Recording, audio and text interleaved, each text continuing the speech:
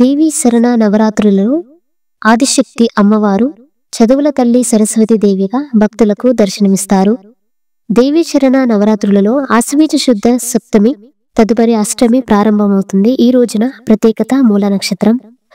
మూలా నక్షత్రం రోజు అమ్మవారు చదువుల తల్లి సరస్వతి దేవిగా దర్శనమిస్తారు. అమ్మవారి జన్మ నక్షత్రం మూలా నక్షత్రం రోజు అమ్మవారిని సరస్వతి దేవిగా ఆరాధిస్తాం. త్రిశక్తి స్వరూపి అయిన దుర్గాదేవి తనలోని నిజ రూపాన్ని దర్శింపచేయడమే మూలా నక్షత్రం నాడు చేసే అలంకరణ విశిష్టత. చింతామణి, జ్ఞాన, నీల, ఘట, కిని, అంతరిక్ష మహా సరస్వతులుగా సప్తనామాలతో పూజింపబడే ఆ చదువుల తల్లి సరస్వతి ప్రాణుల నాలుకపై నర్తించే బుద్ధి ప్రదాయిని. ఈ రోజున అమ్మవారికి తెలుపు రంగు వస్త్రం సమర్పించాలి. తెల్లని పూలతో అమ్మవారిని పూజించాలి. జ్ఞానం, విద్య, అభ్యాసం, కళలు, సంగీతం, కవిత్వం, శుద్ధి, భాష, సంస్కృతికి దేవత. అమ్మవారు శ్రీ సరస్వతి దేవి రూపంలో అలంకరిస్తారు. వీణ, పుస్తకాలు, జపమాల, తెల్ల కమలముతో భక్తులకు దర్శనమిస్తుంది. ఈ రోజున ఎవరైతే అమ్మవారిని భక్తి శ్రద్ధలతో పూజిస్తారో వారికి అపారమైన జ్ఞాన సంపద కలుగుతుంది.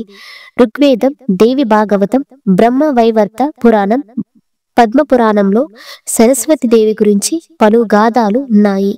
పరాశక్తి 5 రూపాల్లో సరస్వతి ఒకరు. ఈరోజు సరస్వతి స్తోత్ర పారాయణం చేస్తే ఎంతో మేలు కలుగుతుంది. 9 రోజులు పూజ చేయడానికి వీలు లేని వారు ఈ రోజు పూజ చేసుకుంటే విశేషమైన ఫలితం ఉంటుంది. కొన్ని ప్రాంతాలలో ఈ రోజు చిన్న పిల్లలకు అక్షరాభ్యాసం కార్యక్రమాలు నిర్వహిస్తున్నారు. సరస్వతి దేవి జ్ఞానాన్ని అందించే దేవత. వ్యాసుడు, కాళిదాసు వంటి వారు తల్లి అనుగ్రహంతో గొప్పవారయ్యారు.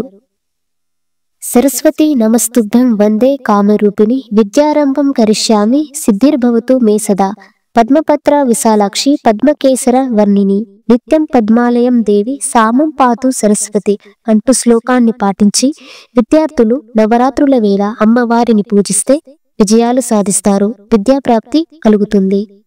నవరాత్రుల సమయంలో సరస్వతి మాతకి పాలు, తేనె, బెల్లం, పండ్లు, క్షీరాన్నం నైవేద్యంగా సమర్పించాలి. ఈ నైవేద్యాలు సాత్వికమైనవి మరియు సరస్వతి దేవికి చాలా ఇష్టమైనవి.